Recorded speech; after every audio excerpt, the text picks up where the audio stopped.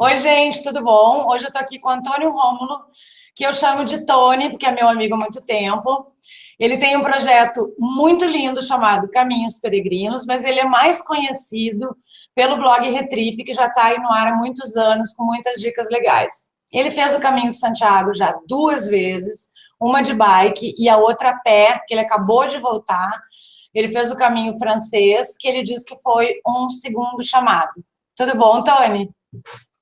Tudo jóia, Dê? Posso te chamar de D, né? É, acho bom. Muito bem. Então, antes da gente falar do Caminho de Santiago, propriamente dito, eu queria que você contasse um pouquinho, que você falasse sobre o projeto, teu novo projeto, que é o Caminhos Peregrinos, que eu achei, assim, sensacional e eu queria que você contasse para todo mundo. Então, desde quando eu voltei do caminho de Santiago, que eu fiz de bicicleta em 2014, eu estou com a ideia de fazer, tinha a ideia de fazê-lo novamente a pé. E as ideias foram amadurecendo, o tempo foi passando, eu fui vendo alguns projetos que me inspiram e foi surgindo a vontade de fazer mais do que o caminho de Santiago só. Então, ano passado, eu bolei o projeto Caminhos Peregrinos, e que vai fazer, a ideia é fazer 5 caminhos peregrinos pelo mundo, num prazo de um por ano. E a primeira etapa eu quis que fosse o Caminho de Santiago, justamente pela proximidade que eu tenho com ele. E eu realizei já essa etapa agora em abril e maio, quando eu fui para a Espanha e fiz o mesmo caminho saindo da França até Santiago de Compostela. Legal. E aí, o próximo seria, então, o próximo caminho seria ano que vem, ou esse ano ainda? Não, vai ser ano que vem, Via Francigena, na Itália. O Caminho de Santiago, a primeira etapa, Via Francigena, a segunda, que é na Itália. A terceira, Ilha de Shikoku, no Japão. E depois eu tenho dois caminhos que podem ainda ser modificados, mas a ideia é fazer a Rota da Misericórdia, que sai da Itália para a Polônia. E tem que ver o trecho, porque ele é bem comprido também. E o outro é da Jordânia, que é o Caminhos de Cristo. Então, tenho esses 5 caminhos iniciais aí para poder desbravar nos próximos anos. Legal, legal. Eu vou deixar depois aqui o link do site para quem quiser conhecer mais dos projetos. Mas então, eu vou falar hoje sobre o Caminho de Santiago, que é o nosso tema, e é uma peregrinação que acontece desde o século IX, pelo que eu li. E eu tenho uma estatística aqui, Tony, de 2013, que falou que mais de 250 mil pessoas fizeram o caminho, e aí, no caso, a rota pela França, que tem o começo clássico, que eu entendi, em Saint-Jean-Pied-de-Port. E é 800 quilômetros até Compostela, e pode ser feito em 30 dias, né? Eu acho que eu falei certo. Então, eu queria te perguntar o seguinte, depois de 7 bolhas, 800 quilômetros e mais de 200 cidades que você passou aí, pueblos, né? A minha primeira pergunta é, por que fazer o caminho? Então, esses números eles são medidos através da emissão da compostelana, tá? Então não é só do caminho francês, ele é de todos os caminhos que chegam na catedral. Então, quando a gente chega em Santiago de Compostela, a gente vai na oficina de peregrinos e emite a nossa compostelana, que nada mais é do que um certificado de que você caminhou uma quantidade de quilômetros, que pode ser 800, como pode ser 500, 400, de acordo com os selos que estão na sua credencial e da onde você iniciou o caminho, que pode iniciar de diversos lugares. Sobre ano passado, inclusive, foram mais de 270 mil, tá? E esse ano vai bater esse número, porque os números já estão acima, pelo mesmo período, já estão acima dos mesmos meses do ano anterior. Por que fazer? Tá? É um itinerário cristão, né? Então, muitas pessoas escolhem fazer o caminho de Santiago para buscar mais o seu próprio, conhecer mais o seu próprio eu, se aproximar mais da parte religiosa. Você vê muitas pessoas mais idosas fazendo, pessoas que têm uma proximidade com a religião cristã mais acentuada, mas são diversos os fatores. A busca por melhoria da espiritualidade, e muitas pessoas também começam, pretendem, iniciam, né, a pesquisa pelo Caminho de Santiago baseado no turismo e também na parte esportiva, né? Então as pessoas vão para lá e acabam depois se envolvendo espiritualmente com tudo que o caminho oferece. E para ti, como é que foi essa decisão de fazer a primeira vez que tu fez de bike? Então, na verdade, eu escolhi fazer o caminho de bike justamente porque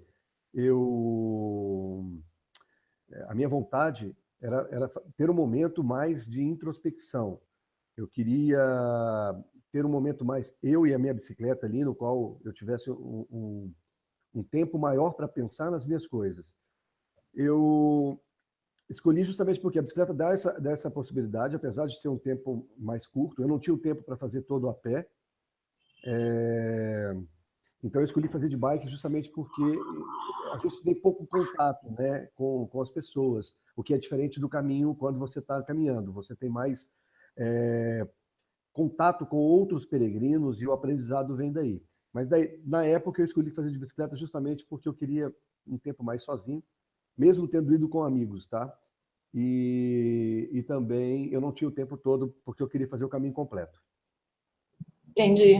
E me diz uma coisa, Tony, assim, para você, eu sei que isso para cada um vai ser um processo, vai ser um motivo diferente, etc. Mas o que trouxe para você de transformação o primeiro caminho, né? E como é que tu identificou o segundo chamado, né? Que foi agora essa vez que você acabou fazendo então a pé.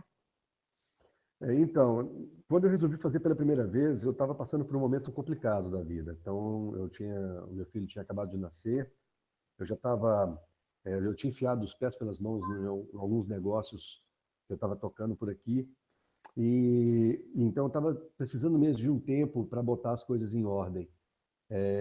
O momento que eu vivia não era muito legal e eu escolhi o Caminho de Santiago porque eu comecei a pesquisar muito e vi que ali tinha uma possibilidade da gente se encontrar, da gente se entender melhor, poder pensar fora da caixa, fora do cotidiano que a gente vive.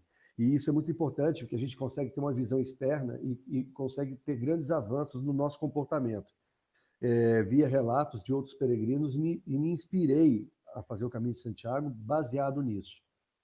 Eu queria realmente entender algumas coisas. E o caminho foi muito bom, porque eu consegui voltar de lá com muitas certezas, novas dúvidas, mas eu tive, né, no caminho uma experiência que me trouxe muito aprendizado. E aí eu comecei a botar em prática. Tudo é um processo, não é que a gente volta de lá diferente. A gente fala que o caminho da vida começa realmente quando você chega em Santiago. Mas lá é uma metáfora. Então lá você passa por muitas situações, você tem contato com muitas coisas que se assemelham à sua vida real. Só que lá você está única e exclusivamente para caminhar. Caminhar, comer, dormir. Então você consegue parar para pensar mais nos seus problemas, pensar mais no que pode ser no que podem ser as soluções. E, então, eu tive bastante êxito nisso. E quando eu resolvi fazer pela segunda vez, eu queria uma experiência nova. Fazer o Caminho de Santiago novamente a pé, para viver uma experiência diferente do que foi a primeira vez. É lógico que mesmo você fazendo o caminho a pé mais de uma vez, você tem caminhos diferentes, são novas experiências. Mas no meu caso ia ser muito gritante, porque o tempo era maior, eu fiz de 28 dias, o dobro da primeira vez, a pé e não de bicicleta. Eu cheguei para o Barcelona, da outra vez Madrid, dessa vez eu fui na primavera, da outra vez o outono, então eu queria uma experiência bem diferente. Para quê? Para novamente pensar em como estava conduzindo minha vida, como estavam andando as coisas, e continuar com o processo de mudança. Continuar com esse processo que iniciou lá atrás. Eu falo que o divisor de águas da minha vida foi o nascimento do meu filho, me trouxe um monte de questionamentos. Eu estava vivendo um momento profissional não muito legal, encarei o caminho pela primeira vez e que me trouxe grandes avanços. Eu precisava de novas experiências, pensar novamente sobre as coisas que ainda me deixavam que ainda me deixavam inquieto eu costumo falar que foi para ajustar novos parafusos. Essa é boa. Essa é boa. Então, eu li que teve um senhor que teve um ano aí, acho que já faz tempo, que ele fez a cavalo, né? Você fez de bike. Falam que o tradicional, né? O que deve ser, tem isso, tem a maneira certa de fazer. Você já falou um pouquinho da diferença entre bike e caminhar. Na bike você tem menos contato com os outros peregrinos, mas tem a maneira certa? Não, né? Ou tem? Não sei, não entendo. Não tem. Você pode fazer o caminho do jeito que você preferir, tá? A pé, de bicicleta ou de cavalo. Você pode começar onde você quiser. Você pode fazer a rota do caminho francês e começar em Burgos, Lyon, Logronho. Você escolhe diante da sua possibilidade. Você pode também escolher outros caminhos e não só o caminho francês. São vários caminhos, né? São várias rotas. Tem o caminho do norte, o caminho primitivo, o caminho português, o caminho aragonês. Então, são várias outras possibilidades que você pode fazer. O que acontece é que, quando você faz o caminho a pé, você tem um contato maior com o caminho mesmo, é mais intenso. É muito mais intenso, por exemplo, eu não posso falar de como é fazer o caminho de cavalo, mas de bicicleta eu fiz. E o caminho fazendo a pé foi muito mais intenso por vários motivos. Mas não tem fórmula e só de você pensar em fazer o caminho já é um chamado que a gente fala. Então, que você encare da forma como puder e da forma como você quiser. Tá. E por que tu escolheu o francês? As duas vezes você fez o caminho francês. Eu escolhi o francês porque é mais tradicional, né? Então, como eu estava muito envolvido com leituras de pessoas que fizeram o caminho francês, eu já estava um pouco mais familiarizado com as cidades, com as lendas, com a história. Então, eu resolvi fazer o caminho francês justamente para isso, para viver a minha história naquele ambiente que eu estava pesquisando e que eu sabia que eu passaria fazendo esse trajeto.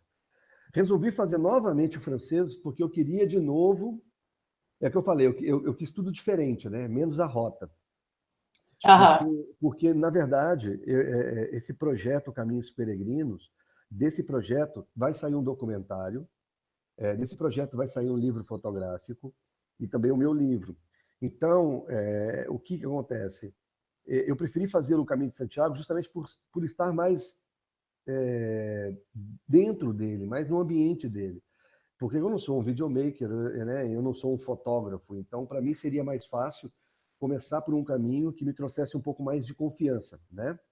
E por isso eu optei, além de querer reviver, né, os lugares, reviver as cidades, os povoados, tudo que eu conheci quando eu fui da primeira vez. Então eu gostaria também de passar pelos mesmos locais. Essa é a minha vontade. Legal, tô louca para ver aí o documentário. Depois a gente vai divulgar isso aí também. Então, eu posso dizer que o caminho qualquer pessoa pode fazer? Pode ser mais velho, pode ser homem, pode ser mulher, pode ser bem preparado, não bem preparado. Eu falo em termos físicos. O que você diz sobre isso? Vamos lá. No caminho, você vê de tudo, tá? O caminho é extremamente democrático. Você vê homens, mulheres, ou seja, homens carregando as suas mochilas, mulheres carregando as suas mochilas. Você vê grupos, você vê pessoas com mais de 60 anos, você vê pessoas com 40, você vê jovens, você vê pessoas de todas as nacionalidades. Eu devo ter tido contato com mais de 20 nacionalidades diferentes durante o caminho.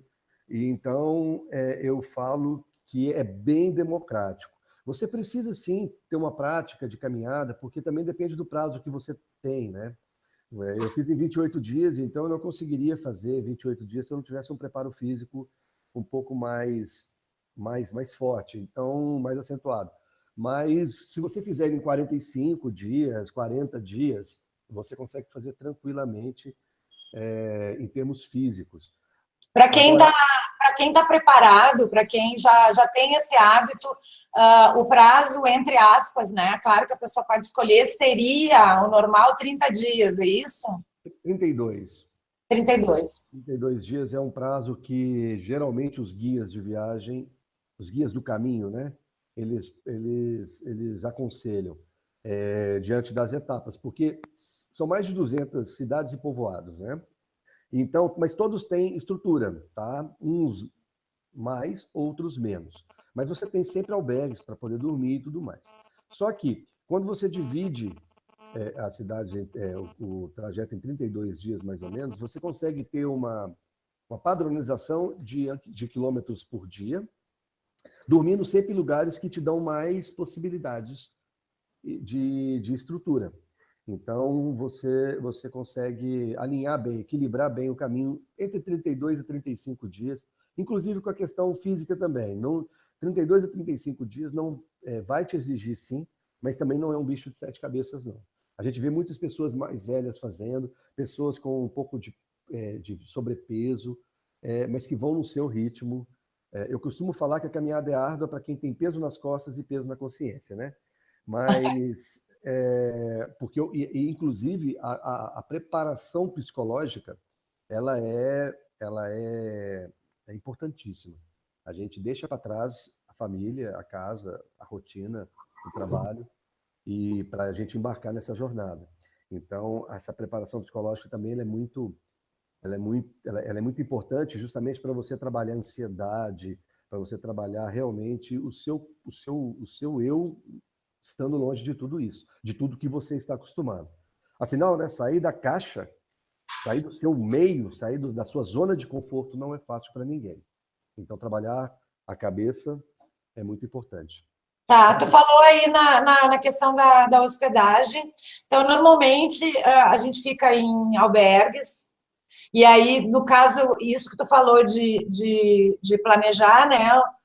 Ou de dividir o caminho para poder cair ter a quilometragem, né, na verdade, por dia, e você também ficar em cidades que têm uma infraestrutura para receber os peregrinos, né? Como é que funciona isso? Por exemplo, tem mais de um albergue que recebe os peregrinos por cidade, a gente tem que planejar isso antes, tem que reservar isso antes ou vai deixando o caminho levar? Por exemplo, sei lá, hoje eu estou com mais energia, eu vou caminhar um pouco mais, e aí eu chegando na próxima cidade, eu vou encontrar, é assim que funciona, ou é melhor a gente preparar tudo antes?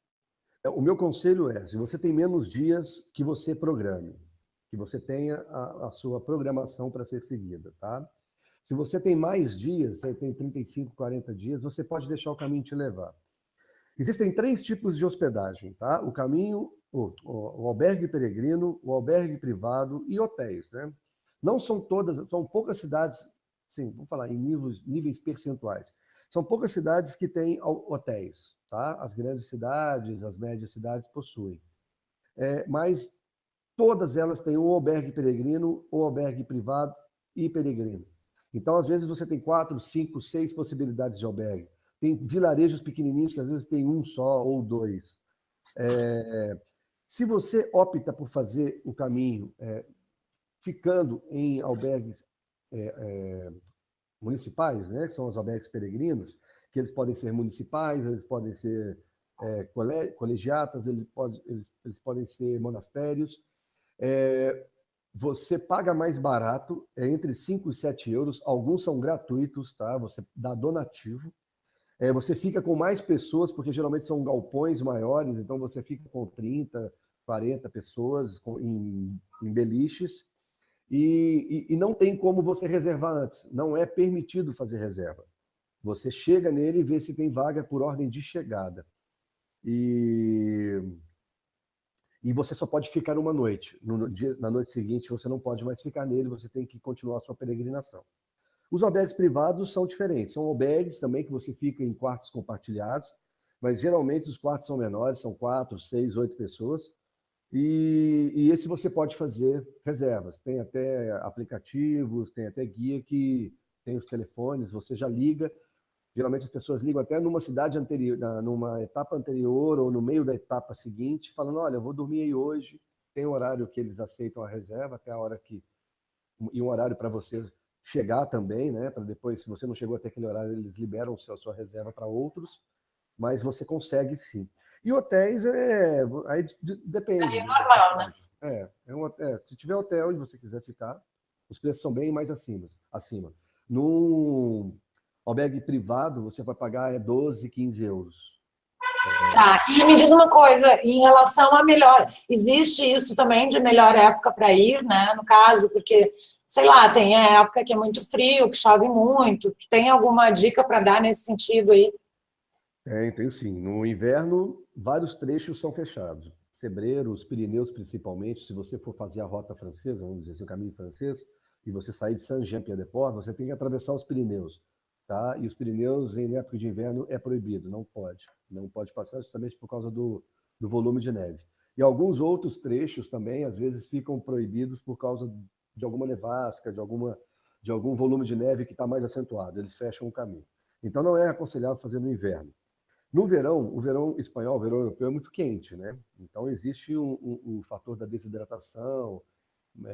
Não existe lugares onde ficam proibidos, mas tem lugares que por causa da altimetria realmente, né? Ou da própria região da Espanha um pouco mais seco, então o calor pode influenciar negativamente na sua peregrinação. O mais indicado é primavera ou outono.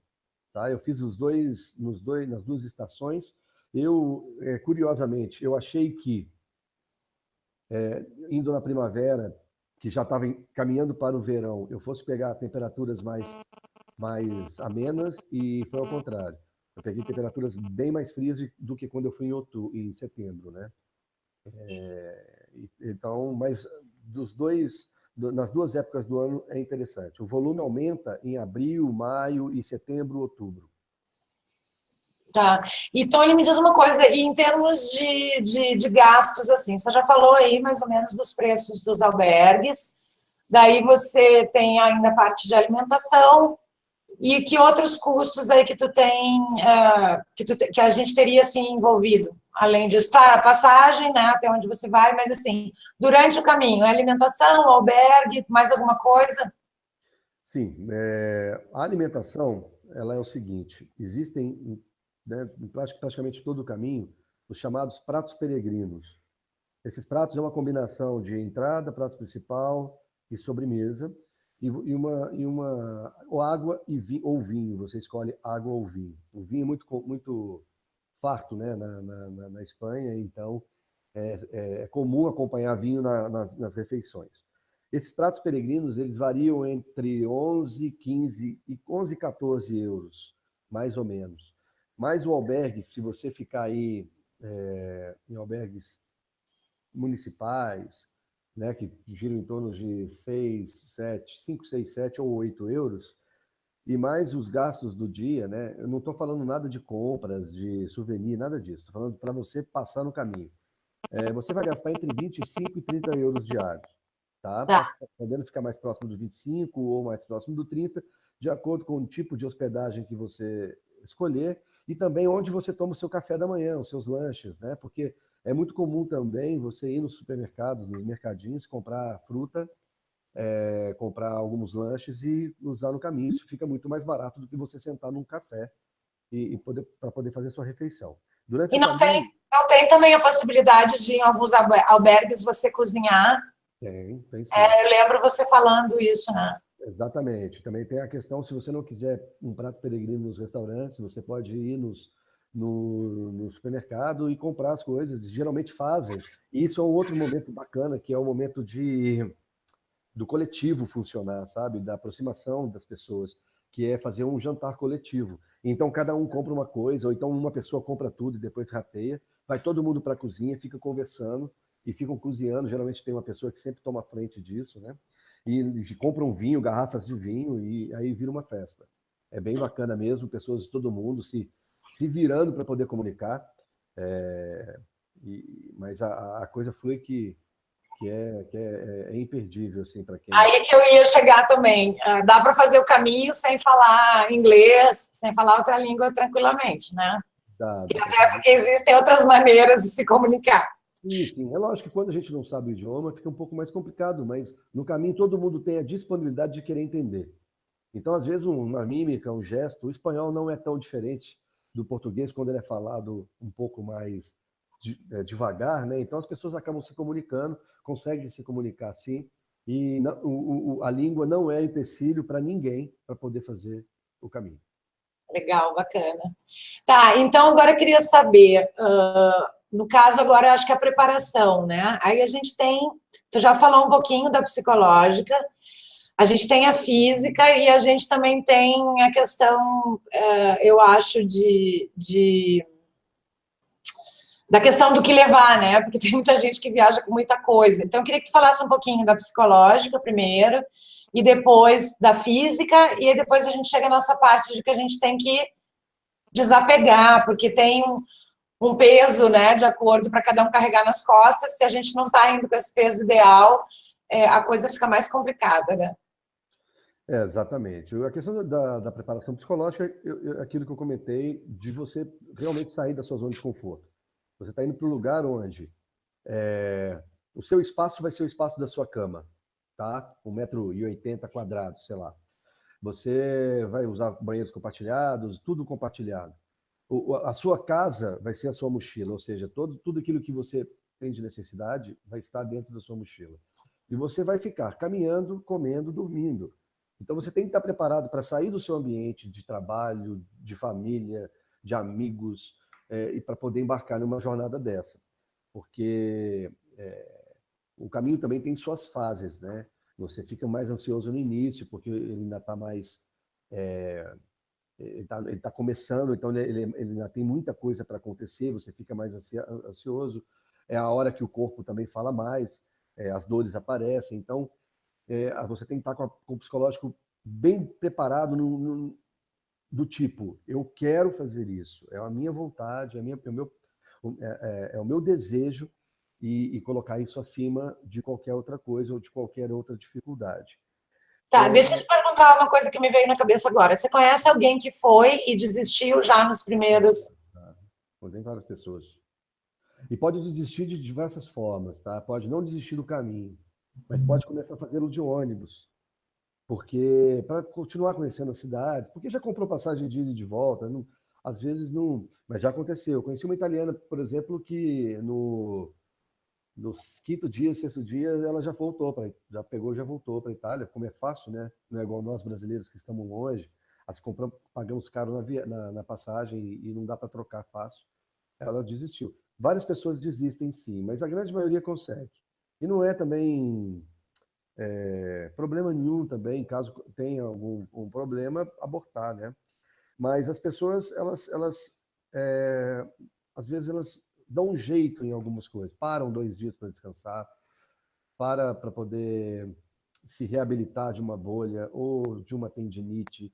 Então elas podem parar para descansar, não vão ficar nos albergues peregrinos, mas podem ficar nos albergues privados, se recuperando.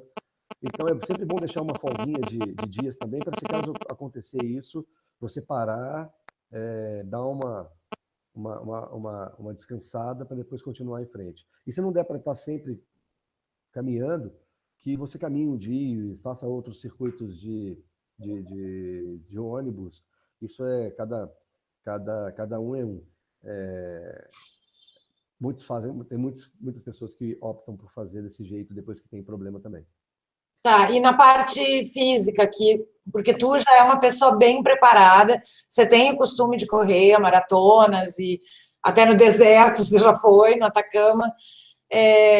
O que você aconselha? Quanto tempo antes, por exemplo, uma pessoa que é sedentária, que não está acostumada com a caminhada, como é que ela pode se preparar e quanto tempo antes ela precisa?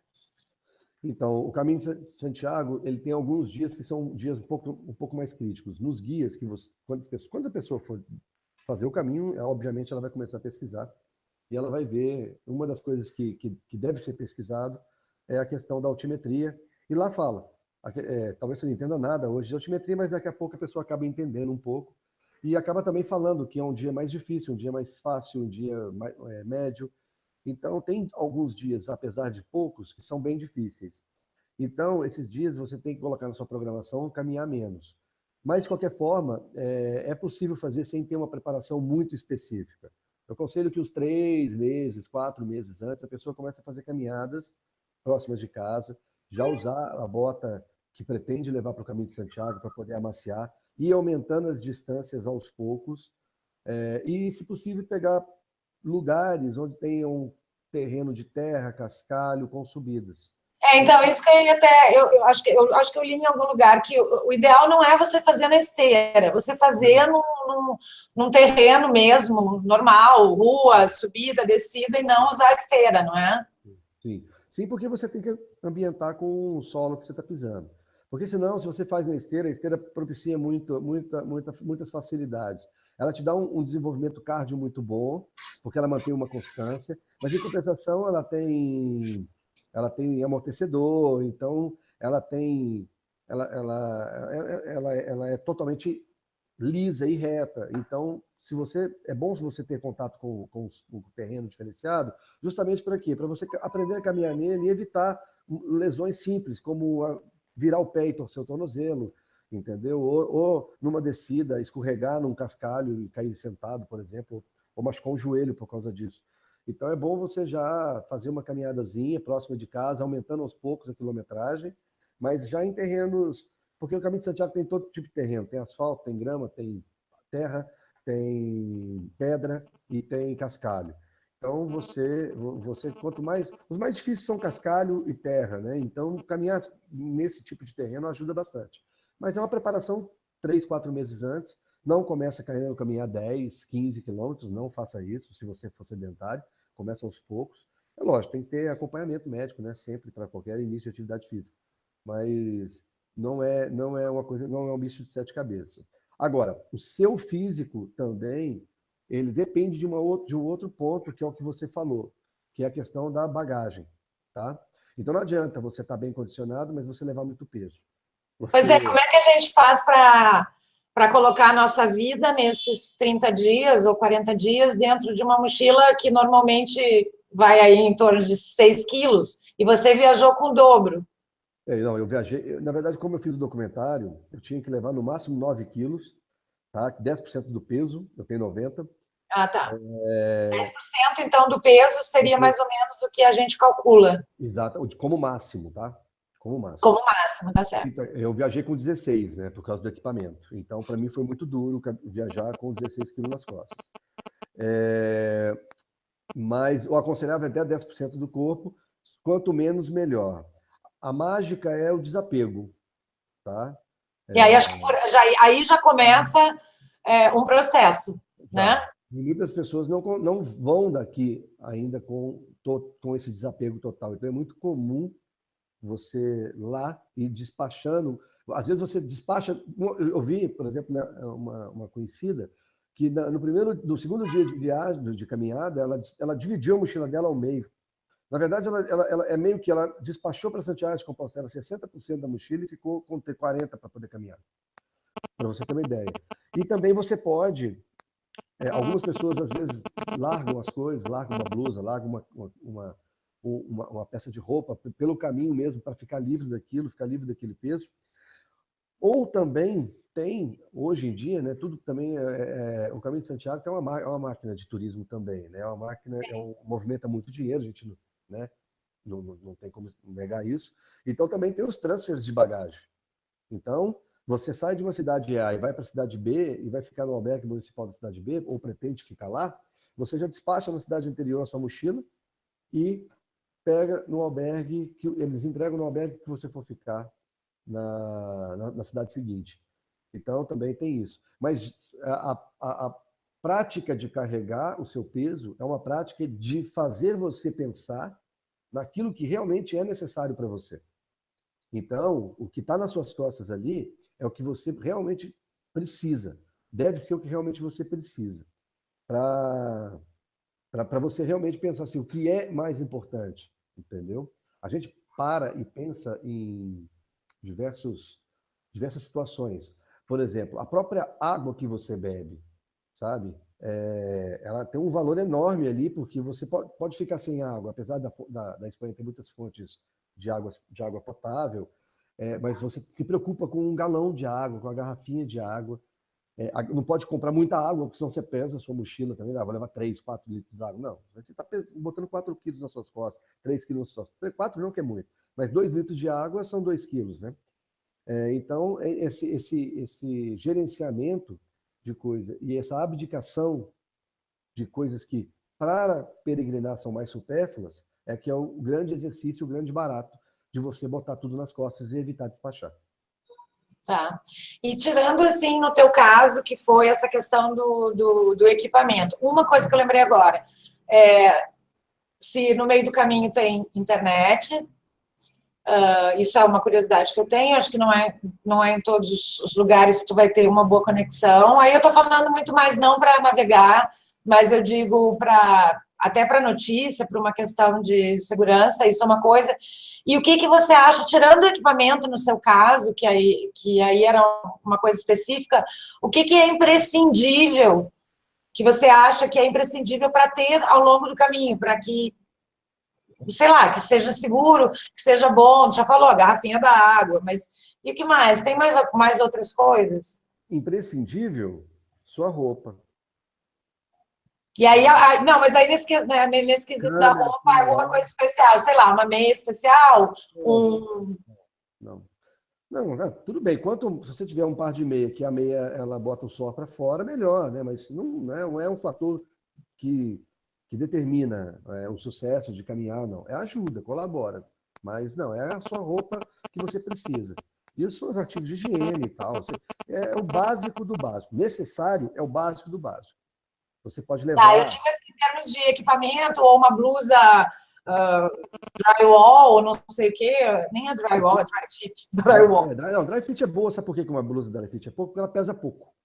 Ela é boa porque os dias na Espanha fazem calor, então você veste uma blusa de dry fit, você leva 2 ou 3 blusas dessa, então você não precisa levar muito. Eu vou falar sobre uma outra coisa também, que é a questão de como lavar, né, as suas roupas, mas você pode lavar pouca roupa e fazer intercalando, e a dry fit é uma ótima opção justamente porque ela é muito leve e pequena. E também para lavar é fácil, né? Lavar e secar. Exatamente. Lavar e secar. Então, agora, você tem que levar uma blusa, um fleece também, porque as temperaturas estão, em alguns determinados locais, bem baixas. Eu peguei menos 2 graus saindo de algumas cidades. Então, você tem que ter uma blusa. Então, a blusa é necessária e ela acaba pesando um pouco. Mas e a mochila? A mochila tem alguma coisa em especial? Não, geralmente, o bom é você comprar mochilas que vai caber o que você vai levar, assim, meio não sobrando e não faltando, né? Porque às vezes a mochila é pequena demais, não cabe uma blusa para você guardar. Mas ali você pode pendurar por cima da mochila também. Às vezes as pessoas lavam roupa e uma blusa, por exemplo, é uma peça que demora a secar. E elas penduram na própria mochila e caminham com elas porque elas vão secando com o andar e com o sol batendo. Então, é simples isso. Todo albergue tem um lugar para você lavar roupa, tá? Na mão, mas muitos albergues já possuem a estrutura de lavar e secar com aquelas máquinas que fazem as duas coisas. Gira em torno de 2 a 5 euros e geralmente as pessoas dividem. Por exemplo, 3 pessoas recolhem as roupas sujas delas e fazem uma lavada só das 3. E aí acaba pegando um valor aí de, vamos botar 3 euros, né? 3 euros lavar, 3 secar. 6 euros, divide para 3 pessoas, sai a 2 euros para lavar e secar a sua roupa. E você pega ela sequinha. Então, muitos albergues têm essa condição e você consegue fazer um rodízio melhor com as suas roupas, podendo levar menos coisas dentro da mochila. Entendi. Tony, eu estava lendo que tem a questão, né, das mulheres viajarem sozinhas e fazer o caminho de Santiago sozinha. Aí eu fui dar uma lidinha para ver.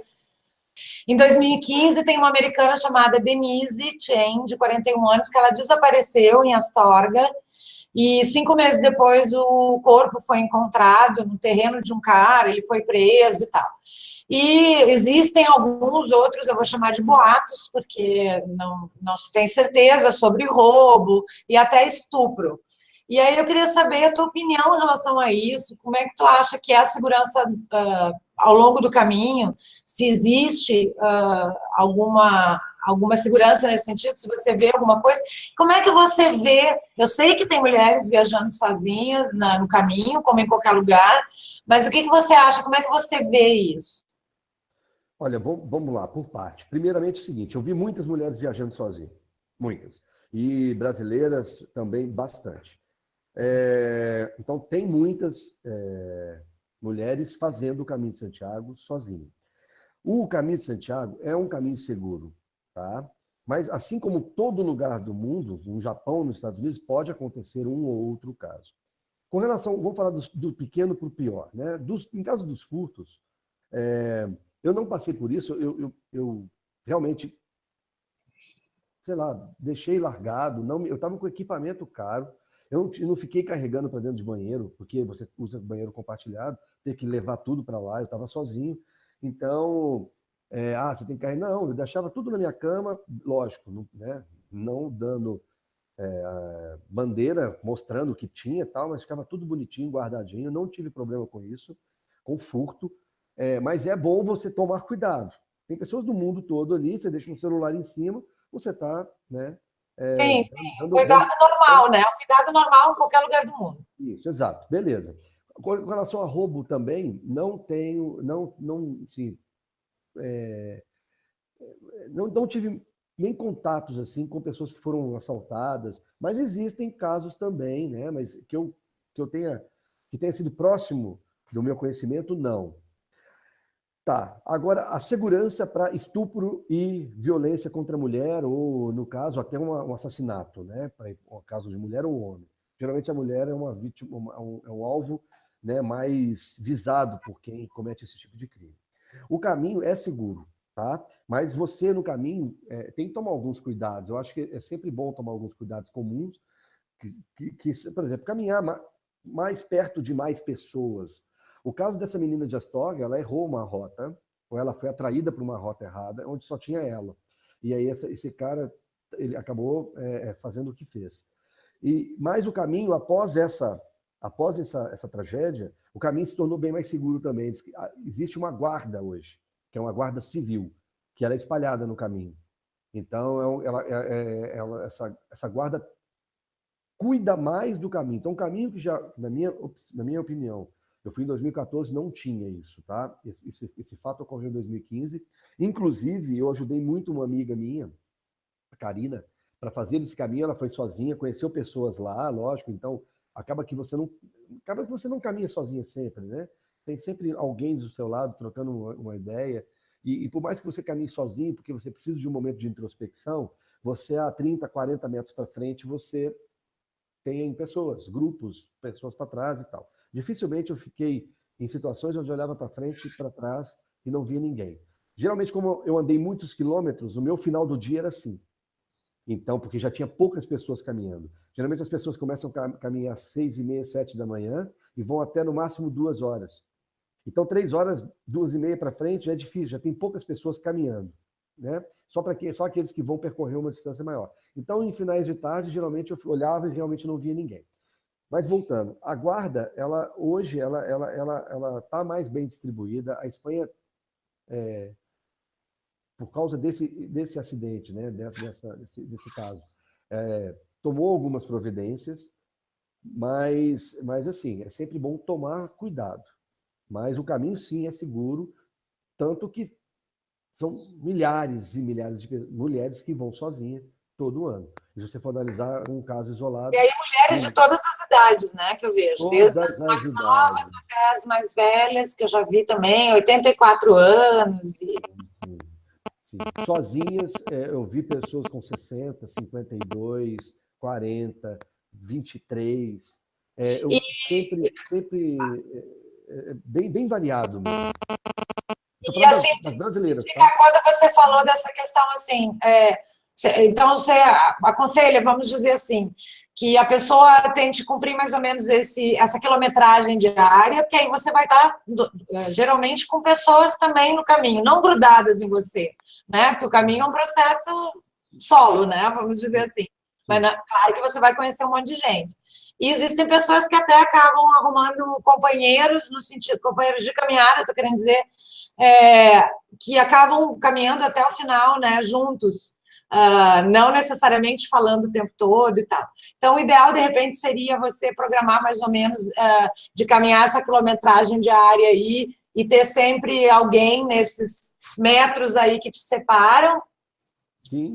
Mais alguma outra coisa, e o cuidado normal que a gente já tem todo dia em casa, né? Sim, e quando você fala de companheiros, companheiros de todas as formas, tá? Tem também, né? Que eu, na minha cabeça, fico imaginando que você vá para o caminho com outras aspirações. Mas, claro, pode acontecer, como em qualquer lugar, né? Exatamente, pode acontecer, mas o caminho também não é muito romântico, né? Roupas, você não tem muito... Não é que é anti-higiênico, mas... Não, você larga a sua vaidade em casa, total, né? Total. Exatamente. Então não é muito assim, propício a romance. Mas acontece também. Agora, por exemplo, aconteceu comigo de eu conhecer um senhor de Belo Horizonte, um médico, que a gente caminhou mais ou menos aí uns 13, 15 dias, não, 13, 14 dias, mais ou menos, juntos até o final, cada um na sua. A gente dormia nas mesmas cidades, andávamos juntos, conversávamos bastante, mas acabamos nos aproximando e como estava interessante a companhia, a gente manteve. Mas durante o caminho também, o que acontece? Tem muitas, por mais que você ache interessante a companhia da pessoa, às vezes ela não está no seu ritmo, né? Então não adianta. Então, aí o próprio ritmo das pessoas determina uma continuidade ou uma separação ali. Eu vou dormir em tal cidade, a outra vai parar antes, ela não consegue caminhar mais. Dali para frente você não vê mais a pessoa fica para trás, então você cruza muitas pessoas no caminho. Mas, desculpa que eu não lembro agora o fim do que você... Qual que é Não, eu o estava te perguntando se teria mais uma dica em relação à segurança, por ser mulher e estar no caminho, o que poderia ser. Lembrei, não, você falou Eu da acho questão que da horário. é questão de se cuidar, fazer o que a gente já faz, né? Monte uma programação onde você vai caminhar até 2 horas da tarde.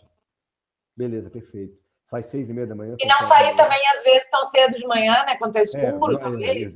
Também.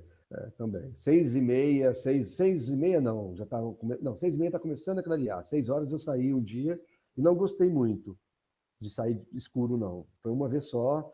Eu também estava sem lanterna, mas inclusive foi isso que me aproximou dessa pessoa que acabou caminhando comigo, ele tinha lanterna, mas eu não gostei. Mas tem pessoas que gostam de sair mais cedo e tal. Uma dica de segurança, então, é programar para você sair tipo 7 da manhã e caminhar até 2 da tarde. Porque é a hora que o caminho está mais cheio de gente e é mais difícil as coisas acontecerem. Tá, legal. Quer dizer, bem Agora mais me difícil. fala em termos físicos. Eu acompanhei aí um pouquinho. Tu tivesse umas bolhas aí bem danadas e que outras coisas você pode dar de dica, assim, ou do que evitar para não ter Bom, bolha eu acho que é inevitável, né? No caminho de Santiago, se a gente não ter bolha, eu acho que é uma coisa que é impossível. Difícil. Eu acho que faz parte também. O que aconteceu comigo foi o seguinte, como eu tenho um preparo físico mais forte, né, mais elevado, eu não dei muita ideia para o que estava acontecendo com o meu corpo. Ele estava acusando a bolha, mas eu achei que fosse tirar de letra. Estava acostumado a lidar com bolhas em corrida, e a bolha foi agravando até que ela me... Realmente, é como se fosse um aviso, que fala assim, olha, baixa a bola que o jogo é de botão. Você tem que andar mais lento, você tem que parar esse ritmo acelerado que você está. Eu estava querendo, às vezes, cumprir uma etapa a mais para poder fazer um pouquinho mais rápido, e o corpo começou a reclamar. A primeira fase do caminho é chamada fase do corpo, realmente, porque você começa a sentir dores, você tá botando o seu corpo à prova, né, numa atividade física intensa, de caminhada durante 7, 8 horas diárias, durante 4, 5, 6, 7 dias ali. Então, o corpo começa a dar sinais e é bom você escutar o que o seu corpo está falando. Começou a dar bolha, já começa a tratar, cuidar. Por exemplo, eu tive uma outra bolha no mesmo pé, igual a que realmente foi problemática para mim. Eu tive até que ir para o hospital um dia para poder fazer um tratamento nela. Não parei nenhum dia, mas eu tive que ir lá para poder fazer drenagem, curativo, etc. Né? Mas eu tive uma outra igual que eu fui administrando. Então, é possível você administrar. Eu tive 7 bolhas no total, mas uma realmente foi o motivo para que eu passasse alguns perrengues durante a caminhada. E eu tive uma outra no outro pé, semelhante demais a essa, só que essa foi eu administrando. Essa não chegou no nível crítico da primeira. Então, tem como você administrar. É difícil você não ter bolha, mas você tem que ouvir o seu corpo, tá? Quando ele começar a acusar alguma coisa, uma dor no joelho, ou uma dor na coxa ou panturrilha ali um pouco mais acentuada, dá uma diminuída, dá uma descansada, olha, trata, bota alguma coisa, algum remédio. Cuide, porque se você for deixando para depois, aí o problema vira uma bola de neve. Aí você, às vezes, é obrigado a parar por 1, 2 dias e, em alguns casos, abortar uma viagem porque você não cuidou bem do seu E corpo. uma outra questão que me ocorreu agora, essas cidades aí onde a gente vai parando, elas têm uma estrutura de atendimento bacana, você tem clínicas ou Não, só você tem, cidades. você tem bastante opção? Não. Só cidades médias e grandes têm alguma coisa que você pode ir. Por exemplo, um atendimento de emergência, por exemplo. Farmácia nem todas também têm, tá? Mas nós estamos falando de cidades que às vezes vivem 25 pessoas. São pueblos de 25 moradores, 50 moradores, 120 moradores. Entendeu? Então não tem muita estrutura. Tem às vezes um albergue para você dormir, porque ali existe um incentivo também para se manter albergues. Mas não tem, por exemplo, um supermercado. Então você tem que olhar. E nos guias geralmente trazem as cidades e o que tem nela: supermercado, farmácia. Você falou da internet, né? A internet, ela, eu tive um chip que foi um chip que me atendeu a viagem inteira. Eu só não tive internet numa semana, não, num dia, que a linha de telefone da cidade não estava funcionando. A cidade estava sem funcionar a rede mobile dela. Então, toda a internet, todo o percurso eu tive internet. Os albergues são, tirando os municipais, tá? Que esses, a maioria não tem Wi-Fi, a maioria não, metade tem, metade não tem. Todos os outros têm Wi-Fi, cafeteria, então é fácil você encontrar Wi-Fi. E a conexão, para você manter conversa, atende. Tá? Tá, Agora, eu lembrei de uma outra coisa que eu achei genial, que enquanto estava fazendo o caminho, a gente pôde acompanhar você ao vivo, aonde você estava. E eu achei isso uma solução genial. Eu sei que eu esqueci o nome, eu sei que eles são teus parceiros, sim. Mas eu achei isso genial como segurança até para as mulheres que estão inseguras, quer dizer, a família que está preocupada, né? Você pode usar isso e você vai estar dando o seu status em tempo real. Olha, isso, Como é que é o nome? É G-Spot? Spot. Spot. É muito bacana. Foram meus parceiros.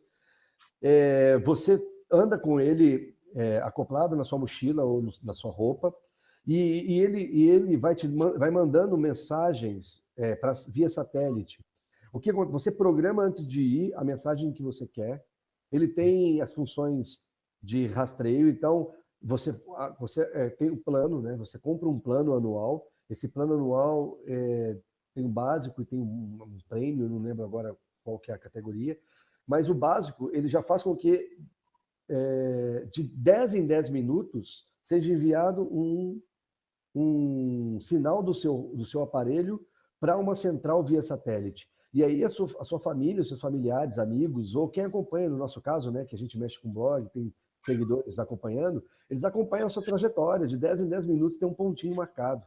Então é interessantíssimo, então. Você fica protegido, porque você tem a função SOS e a função ajuda nesse aparelho. A função ajuda é quando você está com um problema e que alguém conhecido seu vai poder resolver. Então você aciona esse problema, esse botão, ele até vem com uma travinha para não ser acionado por engano, sem querer, você destrava e aciona, e aí, como você pré-programou isso antes de viajar, os números que estão pré-programados recebem uma mensagem tipo, preciso de ajuda. Aí a pessoa vai entrar em contato, vai contactar, vai alugar um táxi, vai mandar um motorista, vai fazer alguma coisa, algo que algum conhecido seu pode estar auxiliando, pode estar ajudando. E tem a Nossa, função, muito legal, muito bacana. e tem a função SOS. E como é um aparelho que é feito também para esses trekking de montanhas, né, de escalada, então às vezes não, muitas vezes estão em condições remotas, né? Então essa função SOS é quando assim, fudeu, desculpa a palavra, não sei se podia falar. Sim, mas é isso mesmo. E aí, pronto, agora, o que eu vou fazer?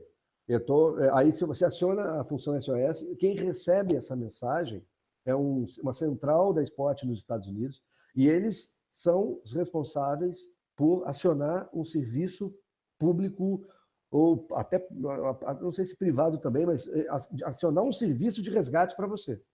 Então, eles vão lá e te localizam através do ponto de rastreio e aciona uma forma de você ser resgatado. Então, esse aparelho é fantástico, principalmente para mulheres, então tem um pouco de medo. Eu já estou querendo usar nas minhas viagens todas, porque aí ele fica bacana. mandando para minha irmã e eu não preciso ficar mandando notícia no WhatsApp, porque ela fica me monitorando. Então, as pessoas entram dentro do sistema, dentro do link, você gera um link e manda para essas pessoas, né? E aí, de check-in em check-in, eu fui fazendo todas as cidades que eu fui passando, eu fui fazendo um check-in, então a minha esposa recebia check-in, não sei o quê, os dados coordenados e tal. E se ela quisesse, ou amigos, ou seguidores, quisessem entrar no site da Spot através do link, que geralmente eu postava na rede social quando eu fazia um check-in, ele via exatamente onde eu estava, até pelo Google, você consegue identificar exatamente. Não, eu vi, eu entrei lá para ver quando estava exatamente. Então você sabe até pelo Google assim onde é que eu estava, numa cafeteria que eu estava, por exemplo. Então é muito legal porque você cria uma proximidade também com quem fica aqui. As pessoas às vezes ficam preocupadas, né, por não terem notícias, por não saberem exatamente como você está lá. Você está vivenciando, mas quem está aqui fica perdido. Então se você tem essa condição, você vai lá, dá onde é que ele está agora, exatamente agora. Ele está aqui. Legal, está andando.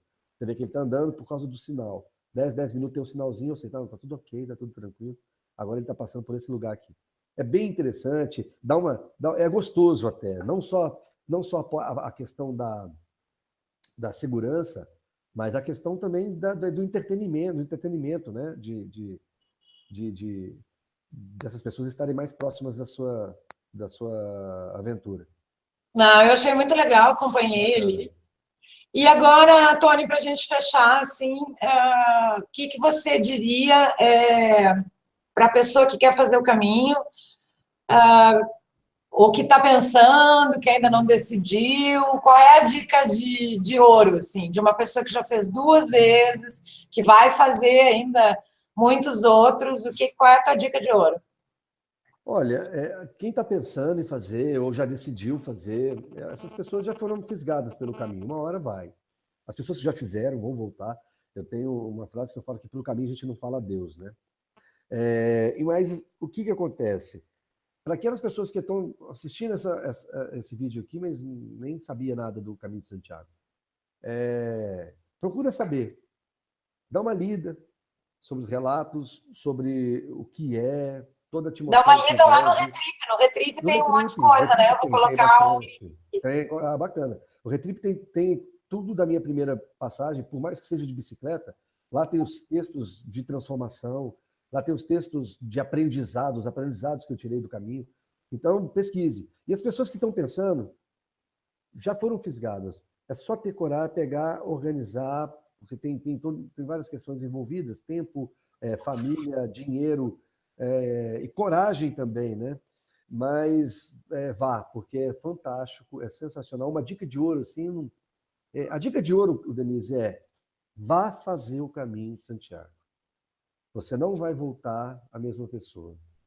É lógico que você tem que estar aberto, né? O nível de transformação que você pode ter, ele é diretamente proporcional ao que você está aberto, né? Porque se você for uma pessoa fechada que não está, que é só ir lá e ver e voltar, se você está fechado para novas coisas, aí o seu caminho pode não trazer, né, tantos benefícios quanto se você fosse mais aberto. Mas, de qualquer forma, vi pessoas que começaram um caminho um pouco mais agitadas, mais duronas, assim, e de repente depois estavam bem mais tranquilo, bem mais tranquilas, levando um caminho mais leve. Então, dica de ouro, assim, eu não tenho para dar, mas eu recomendo fazer, tá? Faça, que vai ser uma experiência extraordinária. Legal. E vamos lá, então, agora um desafio para você. Caminho de Santiago em uma palavra para você. Pode ser a tua transformação, pode ser o que ele é. Vamos lá. Nossa, eu perguntei tanto isso para os outros quando eu fui. No meu documentário tem uma parte dessa, o caminho em uma palavra. Ah, é? Eu inventei agora, tá? Não, tem. E engraçado que... Olha, para mim é família. Família. Eu penso muito na família. Foi o nascimento do meu filho que me fez chegar ao ponto de ir e de pensar em ir, né? Então, é família. Para mim, eu penso muito em família. Legal. Tony, foi maravilhoso. Adorei conversar contigo. Eu espero que a gente faça de todos os outros caminhos que ainda virão. A gente vai deixar, então, o link aqui embaixo do Caminhos Peregrinos, do Retrip também. Para quem estiver interessado em ir para o caminho, tem um monte de coisa lá no Retrip do primeiro. O segundo, tu já escreveu também, não? Não, no blog não. No blog não, porque... É que tá vindo o livro, tá vindo o livro de fotografias, né? Tá vindo um monte de coisa. Mas eu vou divulgando isso também lá nas mídias, quando saírem, e vocês passem a acompanhar o Retrip também para saber das novidades. Tony, obrigada mesmo, de coração. Eu que agradeço. Nos vemos, então, no próximo caminho. E quem tiver alguma dúvida do caminho, de alguma coisa que a gente não falou e tal, deixa aqui nos comentários, que o Tony vai estar entrando aqui na página, ele vai vir aqui, vai responder. Também, se quiser mandar e-mail, eu vou colocar o e-mail do Tony aqui. E a gente se vê, então, no próximo vídeo. Obrigada, tchau, tchau. Foi um prazer, Dê. Tchau, tchau.